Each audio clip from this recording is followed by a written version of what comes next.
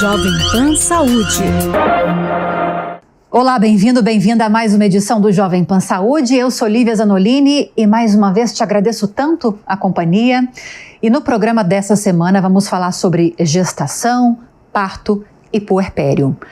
A gravidez, gente, é um momento de muita felicidade, muita expectativa para as mulheres, ou pelo menos para boa parte delas. E durante todo o período, diversas transformações e alterações surgem, tanto físicas como também mentais, exigindo cuidados redobrados. Mas os desafios não estão só no período da gestação, parto, puerpério, que é aquele período pós-gestação também precisam de cuidados especiais. E para a gente falar sobre esse assunto hoje, nós recebemos aqui nos estúdios da Jovem Pan a doutora Elisa Carvalho, que é especialista em aleitamento materno. Bem-vinda, doutora, obrigada pela presença. Eu que agradeço, muito obrigada. Recebemos também a doutora Denise Gobo, que é psiquiatra. Que bom tê-la aqui também, doutora, bem-vinda. O prazer é meu aqui de conversar sobre esse tema que é tão importante. Então, exatamente. Tão urgente, pouco falado, pouco né? falado também. Perto né? da importância, tão pouco falado, Sim, realmente. um pouco você tem toda falado. a razão. A gente vai resolver isso agora. E também o doutor Ronaldo Oliveira, ginecologista e obstetra à distância. Doutor, bem-vindo também. Obrigada pela participação. Agradeço, Lívia, o convite da gente falar hoje de um tema que é tão sensível e que atinge tantas mulheres. Pois é, exatamente. Pelo menos nisso todos nós concordamos aqui, não há controvérsias, né? E eu até destaquei na abertura, começando aqui com você, doutora Elisa, porque a gente fala tanto de desafios na gestação e muitas vezes esquece daqueles desafios que vêm pós-gestação no puerpério, às vezes no parto. De forma geral, depois a gente vai detalhar algumas questões voltadas para aleitamento materno. A preparação da mulher começa antes do parto, nesse quesito de aleitamento materno. Sim, sim. Hoje em dia eu recebo gestantes para que eu já vá informando, já vá atualizando, porque na realidade não é só simplesmente pegar um bebê que chegou e pum, colocar no peito, né? Parece tão simples. Parece tão simples, né? É Avatar. Sim? Não é. Lego, encaixou. É isso. Só que as coisas não são realmente assim, tá? Então, quando chega esse momento do aleitamento, a mulher está passando por um período completamente complicado, de hormônios, de sentimentos, de muitas coisas envolvidas e o homem também, porque hoje a gente não só fala, quando a gente fala sobre aleitamento materno, para que realmente ele aconteça, nós falamos muito, antigamente falávamos muito do binômio, né? Era entre mãe e bebê. Hoje a gente fala do trinômio. A gente coloca esse casal grávido também. Então, ele vem para a consulta também, ele vem para o consultório para ser instruído, até para que ele entenda o que aquela mulher está passando naquele momento, certo? E que ela não tá maluca. Sabe? Que ela não tá, o que tá todo mundo falando, olha, cuidado, leva ela para algum lugar, porque ela tá passando mal, porque ela tá... Quem vê de fora pensa exatamente dessa forma. Por isso que tem que ser o homem. Então, o homem tem que estar ali, alinhado com essa mulher, para que eles, em alinhamento, eles possam estar ali. E ele dar esse acolhimento para a esposa. Sabe? Porque esse acolhimento, essa rede de apoio que realmente vai favorecer com que essa mulher consiga realmente amamentar. A gente vai tocar em pontos sensíveis ao longo desses 30 minutos em relação a dificuldades no aleitamento materno. Sim. Vamos ouvir a doutora Denise, psiquiatra, porque muito se fala sobre a depressão pós-parto, né, doutora? E eu quero fazer uma pergunta nessa mesma linha que eu fiz agora para a Elisa. A preparação da mulher para se evitar uma condição como essa pós-parto começa antes ou não tem nada a ver um período com o outro? Lívia, o ideal é que essa mulher ela seja preparada antes de gestar. Então eu tenho muitas pacientes, né, que estão no momento de vida que decidem pela gestação e aí estão em uso de algumas medicações que não são apropriadas, né? Então a gente faz ali uma avaliação se é necessário continuar com essa medicação pela patologia que ela tem, né, pela doença de base que ela tem. Se possível, suspender ou modificar e essa paciente ficar bem para que entre nessa gestação muito tranquila e bem acompanhada. Se não for possível, né, e tem algumas doenças que de fato é muito melhor para a mulher ela estar medicada, estar saudável, para que ela faça todo esse período da gestação com um bom pré-natal, ela cria um bom vínculo com este bebê já, né, na gestação. Não se distancie do parceiro, porque isso é algo que também acontece muito, né?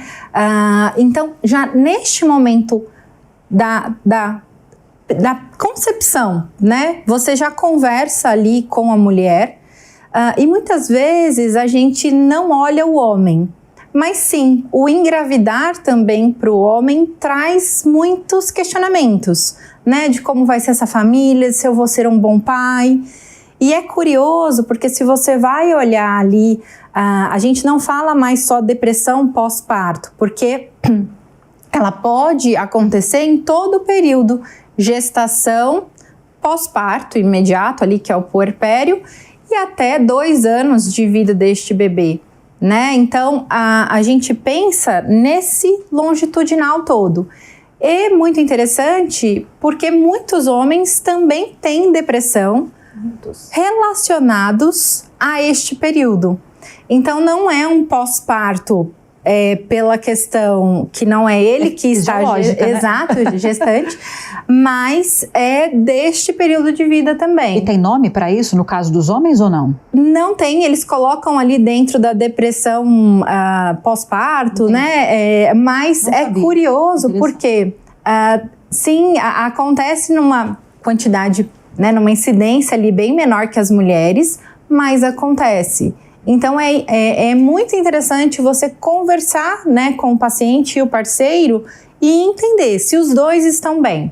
Porque pode ser ali que a gente esteja olhando para essa mulher que está super bem e cuidada e o parceiro não está bem. Eu brinco que essa fase, desculpa. Imagina. Mas eu brinco que essa fase do homem não é depressão pós-parto, nem blues baby, nada disso. Mas essa fase do homem você me compreende? É a fase do você me compreende? Faz uma massagem no meu pé. Trabalhei tanto hoje, foi tanto, não sei o que. Ele fala, faço. Na hora que tá lá deitadinho, aconchegou, tá lá bonitinho. Me deu uma sede. Bem... Sobrecarregado nesse período, homem, né? Será que você pode pegar uma água para mim? Ele fala, nossa, agora que eu me aconcheguei, agora que eu fiz isso, agora que eu fiz aquilo. Lógico que eu vou, eu entendo, sabe? Então, eu brinco muito que é a fase do entendo. Eu te compreendo. Não, deixa que eu faço. Porque na primeira fase, tudo acontece assim, onde a mulher vai é a mulher, né? É a gesta. Sim.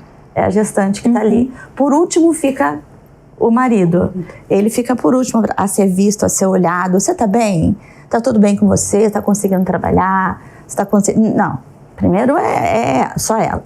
Aí quando nasce, ela sai desse, né? Desse papel, ela sai um pouco desse cenário, ela vira uma pessoa de cobranças, onde ela tem que ser, ela tem que fazer, e igual ao que você viveu, o que eu vivi, porque todo mundo quer passar a sua experiência.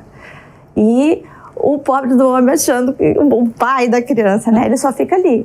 Sim. Parado, porque ele não existe, né? Ele fica ali, esperando que alguém fale assim, eu posso pegar, eu posso carregar, sabe? Sensível, né? Esse então, contexto. assim, a gente não pensa muito sobre isso. Sim, isso a gente tem conversado muito. Sim. E é algo que é relativamente novo, né? Sim. O papel deste pai na gestação e o papel da mãe de verdade, né? Porque se coloca muito para a mãe que ela tem que equilibrar todos os pratinhos. É muito fácil, enquanto o bebê dorme, você arruma a casa, você faz comida, você vai se cuidar, você dorme. Sim. Mas não é fácil, né? Tem ali toda uma questão hormonal, se às vezes alguma complicação cirúrgica ali deste pós-parto, privação de sono. Tem muita coisa para ser olhada. Sono dói, viu, gente? Sim, exato. Privação de sono dói. Vamos ouvir o doutor Ronaldo também sobre isso, nosso obstetra, porque, doutor, assim como eu questionei as nossas doutoras aqui, o ideal é que qualquer gravidez fosse completamente planejada, você já se preparasse, fosse ao consultório antes de engravidar, para que o processo começasse da melhor forma possível. Mas isso não acontece sempre, né? E eu queria que o senhor falasse para a gente sobre, não sei se o senhor tem experiência de consultório ou está só na área acadêmica, embora não seja muita coisa já, né? Se é mais comum que a mulher chegue já para se preparar para um processo de gravidez, se ela já chega mais no meio do caminho, e quais são as orientações gerais, os cuidados mais importantes que são passados para essas mulheres? Lívia, eu fui inserido nos dois cenários, né, tanto no consultório quanto também no academicismo, né, na universidade. E a gente vê um dado importante: 50% a 60% das gravidezes não são planejadas, né, então é um dado assim, alarmante. E a gente tem muito a fazer para que essas mulheres consigam se planejar. E eu falo isso muito com os meus alunos e com os médicos residentes que a gente orienta. Quando uma mulher chega para a gente e fala está grávida, isso a gente aprende ao longo do tempo, a gente tem uma tendência, né, a dar parabéns. Hoje, ao longo do tempo, como a gente sabe que tem gravidezes que não são planejadas e tem um período até elas serem aceitas, a gente pergunta, em vez de dar parabéns, como que ela está se sentindo, né? Então, antes da gente dar parabéns, no primeiro contato com essa paciente, eu pergunto hoje, como você está se sentindo? E aí ela fala, estou muito feliz. Aí sim eu dou parabéns.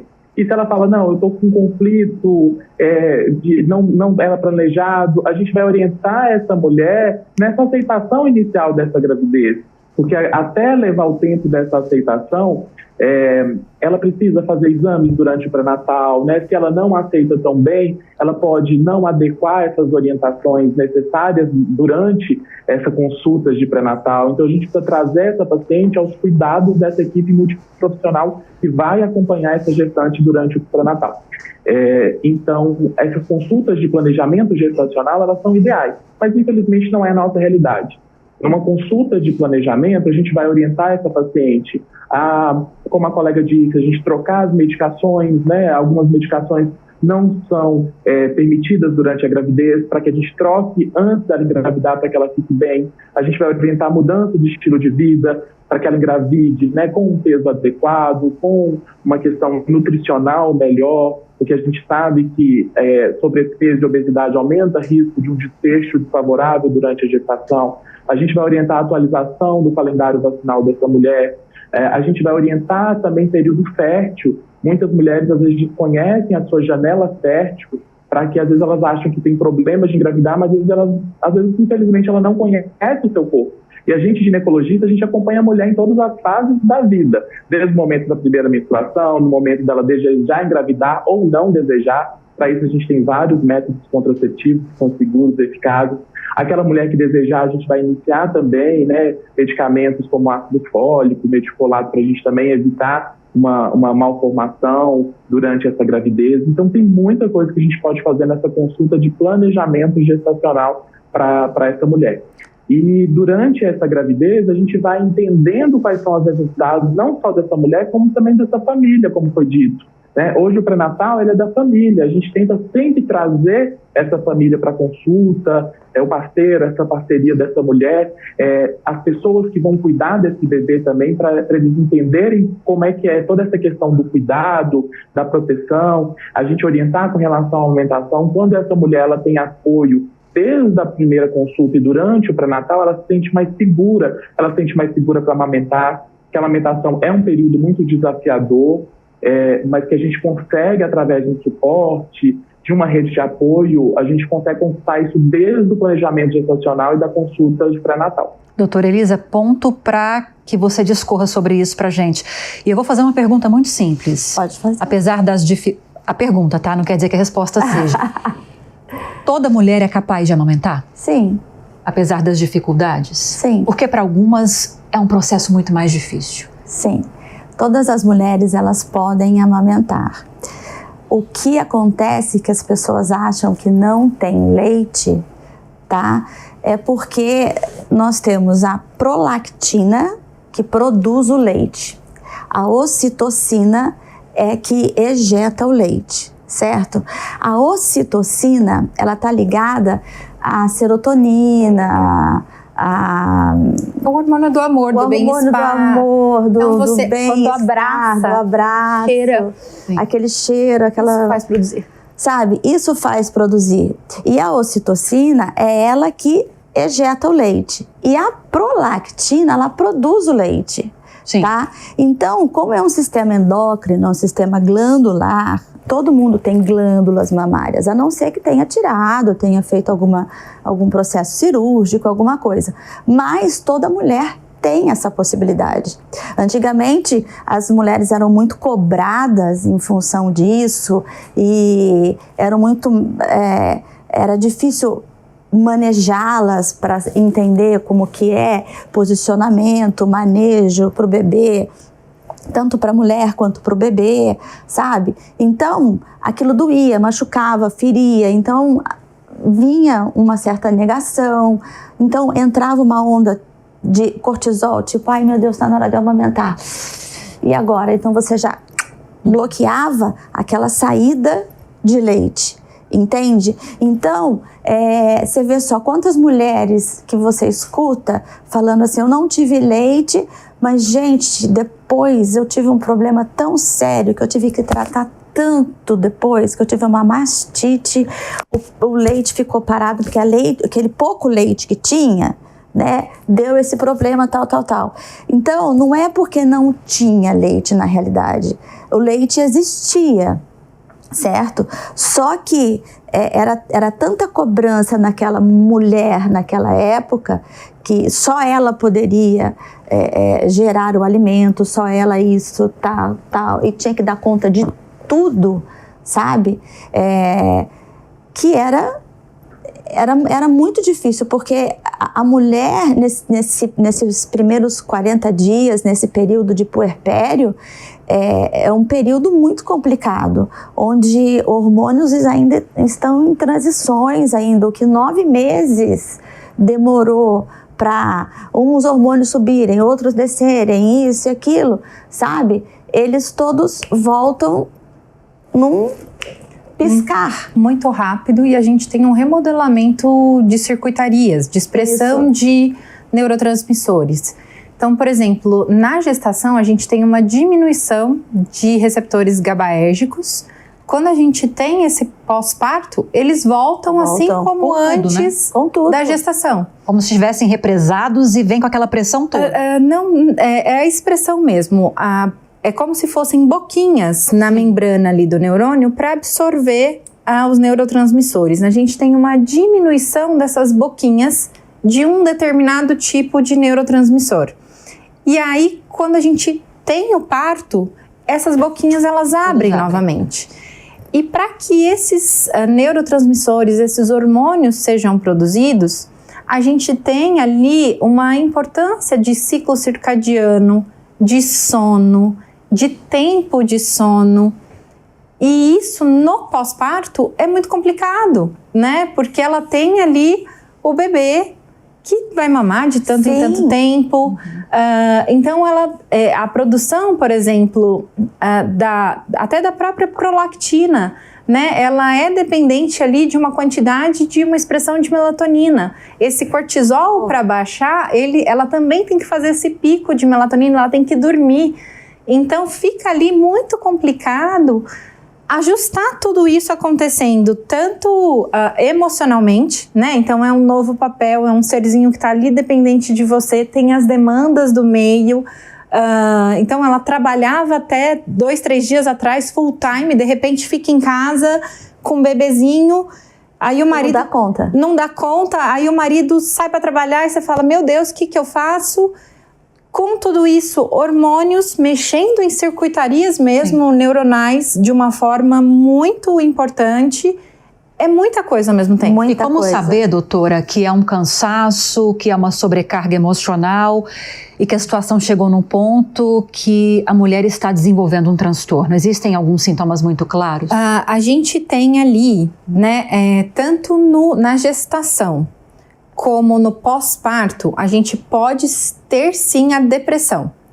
Todo mundo lembra muito do baby blues, que é nesse período imediato ali até os 40 dias.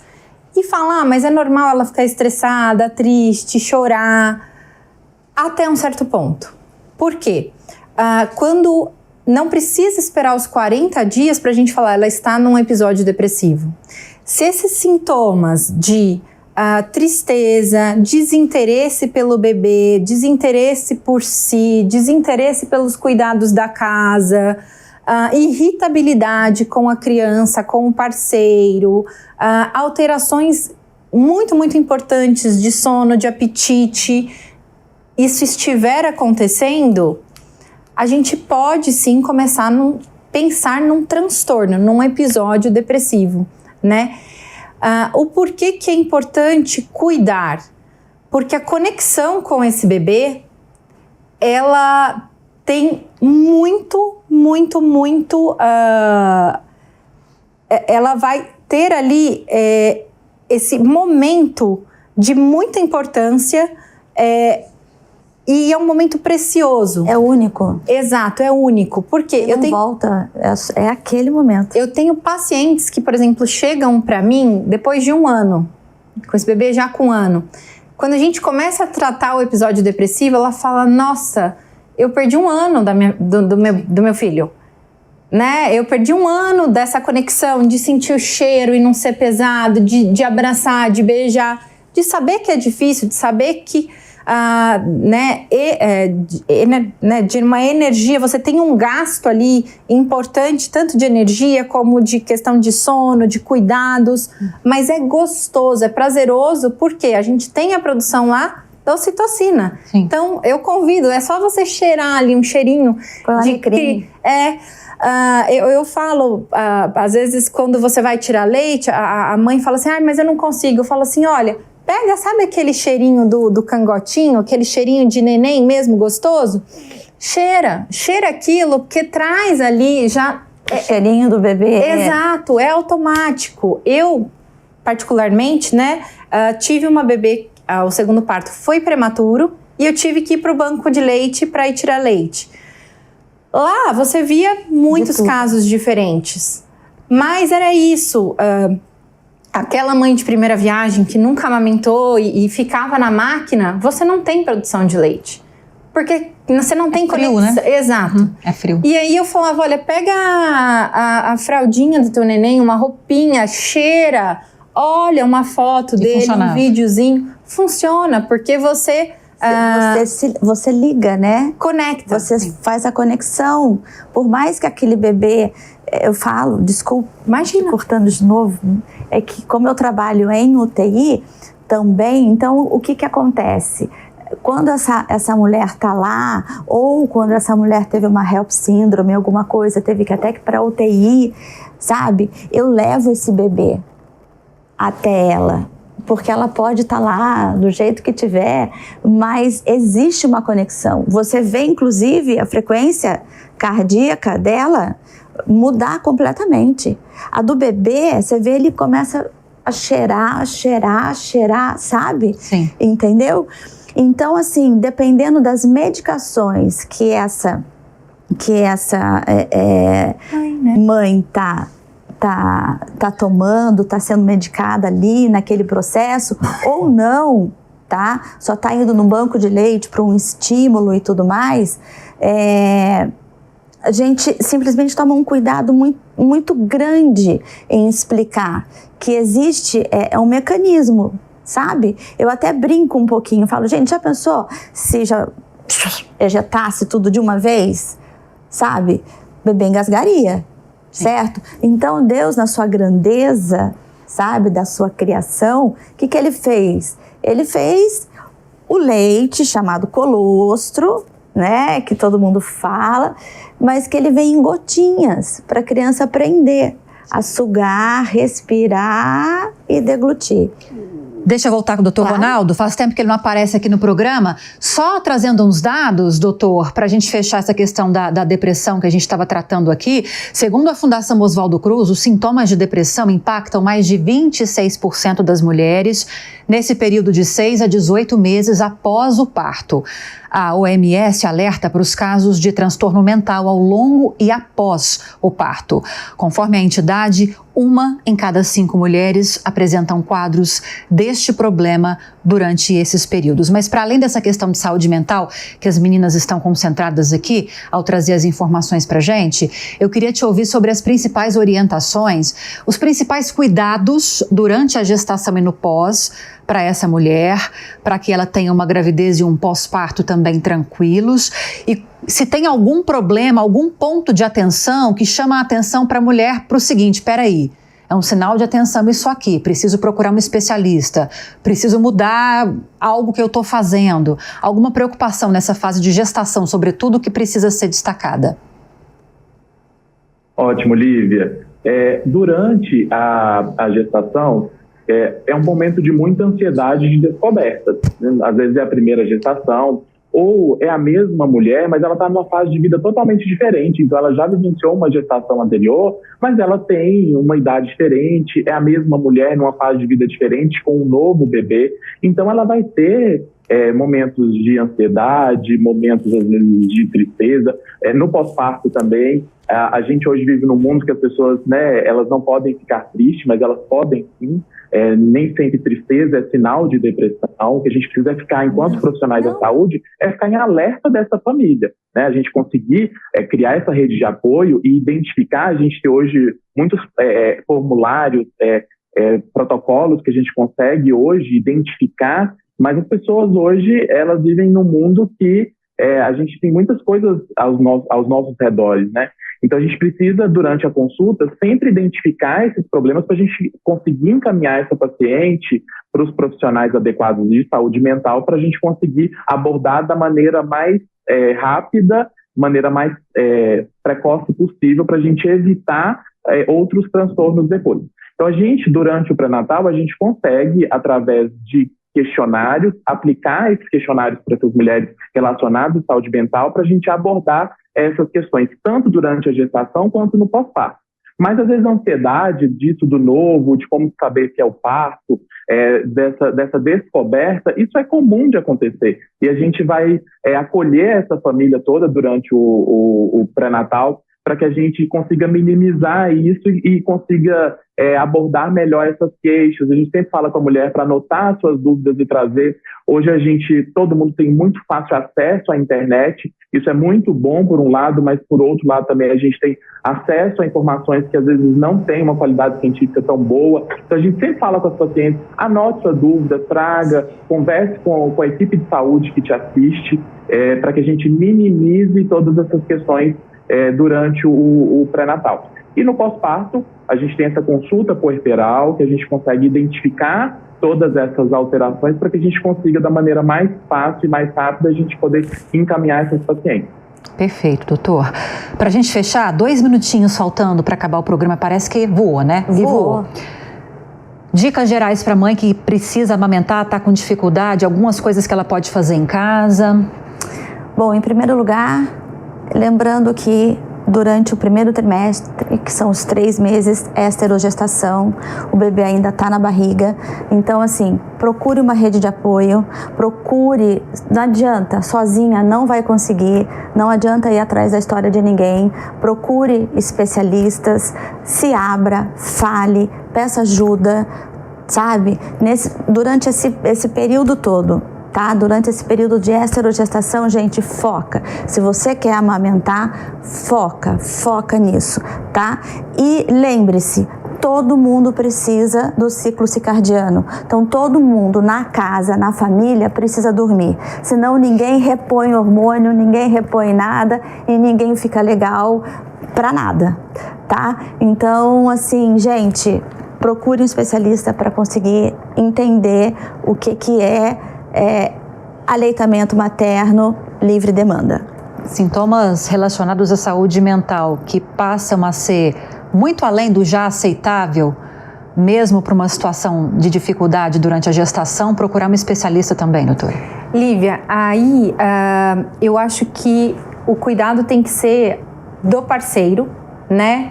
Da mãe, ou da vizinha, da rede de apoio que for dessa mãe, principalmente ginecologista e o pediatra também, que são grandes parceiros e que vão identificar que essa mãe ela está tendo dificuldades demais.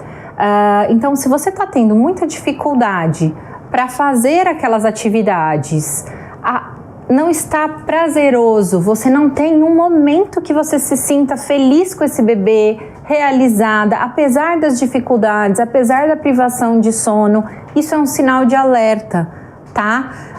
É também para ser um momento positivo, né? Não é para ser só as dificuldades. Então, se está muito custoso, se está muito difícil, isso sim é um sinal ali de alerta vermelho para a gente, para que você converse com pessoas e também eu recorro a essas pessoas da sua rede de apoio, né, para que te observem, te ajude, converse com eles. Para que vocês procurem ajuda. E sim, depressão tem tratamento, não é só a depressão que a gente tem que olhar neste período, né? Outras doenças psiquiátricas também acontecem, mas principalmente a depressão ela vai gerar ali um prejuízo no seu vínculo com o bebê. E saiu um estudo quentíssimo aí no Congresso Europeu aí de Neurociência, agora no mês de setembro, que fala que a mãe não tratando esse quadro depressivo, né, a mãe que tem alterações, comorbidades psiquiátricas, ela altera ali o funcionamento cerebral desse bebê. Então esse bebê também corre risco se essa mãe não se cuidar. É muito assunto para pouco tempo, mas infelizmente o nosso tempo acabou. Eu queria agradecer a doutora Elisa Carvalho. Né? Não, muito. Queria agradecer a doutora Elisa Carvalho, especialista em aleitamento materno, a doutora Obrigada, Denise eu Gobo. agradeço, Obrigada, gente. eu também agradeço. E também o doutor Ronaldo Oliveira, ginecologista e obstetra. E a você que esteve conosco, obrigada pela audiência e pela companhia. Espero que você tenha gostado do programa. Se você tiver alguma dúvida, quiser sugerir algum tema, nos envie um e-mail, saude@jovempan.com.br. Para rever essa entrevista, acesse o canal Jovem Pan News no YouTube ou o aplicativo da Panflix para Android e iOS. Um grande abraço e até a próxima. Jovem Pan Saúde. A opinião dos nossos comentaristas não reflete necessariamente a opinião do Grupo Jovem Pan de Comunicação. Realização Jovem Pan News.